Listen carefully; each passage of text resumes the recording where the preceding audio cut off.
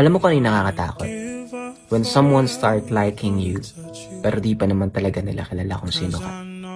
They see you as this nice, confident, strong person, pero di nila alam you break down too. You make mistakes. You get lost, you messed up. Yung version mo na tahimik, yung masungit. Kasi to be honest, I'm not always strong.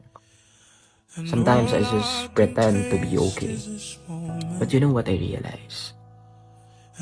You don't have to hide the messy part of you just to be loved. Kasi imaginein mo, if totoo yung pagmamahal, it won't fade when they see your flaws.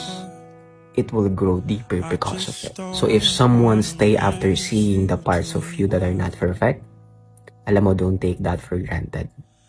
Kasi sa mundong puro imahe at pagpapanggap, alam mo, hanapin mo yung totoong mamahalin ka sa totoong ikaw.